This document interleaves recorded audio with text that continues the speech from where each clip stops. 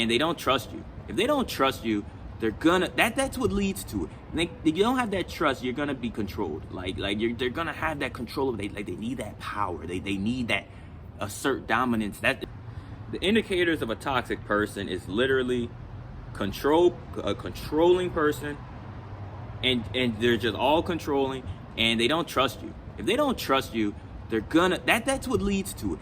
If you don't have that trust, you're gonna be controlled. They're gonna have that control. They need that power. They need that assert dominance. That it's like that. It's like that. Was it that alpha male or red pill?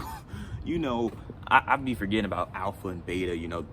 That's kind of died down, but that used to be a trend at I think 2016, 2018. I think that's kind of when the red pill, blue pill type of dudes came out on the internet.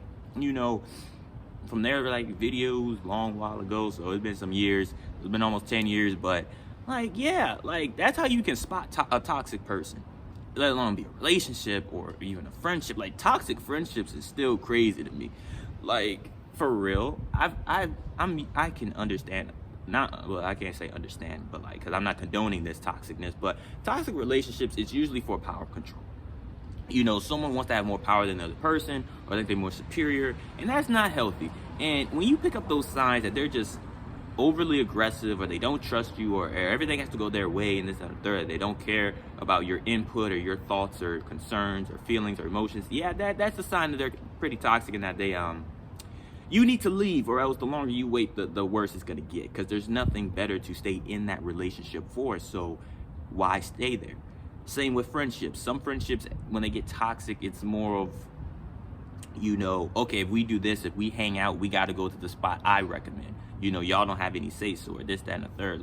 Something simple like that, even something small like that. Even if I was in that situation, if someone's trying to joke like that, I'm gonna subconsciously think, yeah, they're pretty toxic. And then you got to see how they act at the event. And if they still give off that toxic vibes, then after the event is over, you just don't hang out with them again. Or if it starts to escalate during the event, you leave early. Yeah, that's what I would do. Just a word of advice, word to mouth. So that's what you just gotta be wary of that. Some people, and it's a big ego issue too. People's egos are so big. It's humongous. It's dang, how do they catch these? It's not good egos. Your ego, you're supposed to have a good ego to where you can be the best version of yourself. You're gonna do whatever it takes. You're gonna sacrifice. That's the kind of ego. It's not even an ego, but if you want to look at it like an ego, you could look at it as in a positive ego. I'm the man.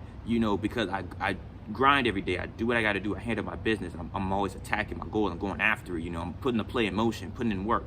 That's the kind of positive ego you want. Like I said, ego has a negative connotation. That's why I kind of throw air quotes in it.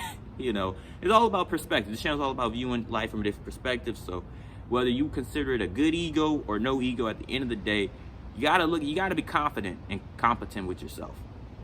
But people have these negative egos. Why? Like I said before in my other videos, social media, gotta be toxic, gotta be this, gotta be that. You gotta, attract women by calling them out their name or dang near assaulting them.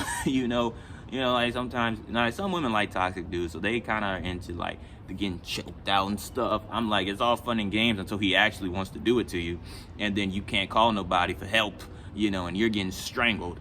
What? I'm nuh-uh, that ain't happening. And I'm John. If you know UFC John Jones, I'm throwing elbows, knees. Don't play with me.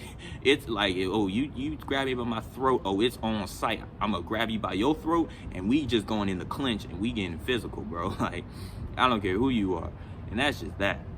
But most you gotta remember, people who crave toxicness, it's usually two reasons. One, they come from toxic environments, so that's all they know.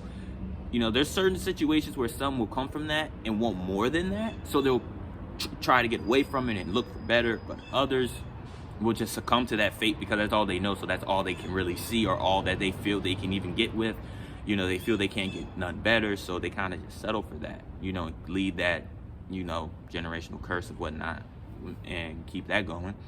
And then, let's say, especially let's say you have a woman or maybe even a guy who's into toxic people or toxic women, or a woman being a toxic man.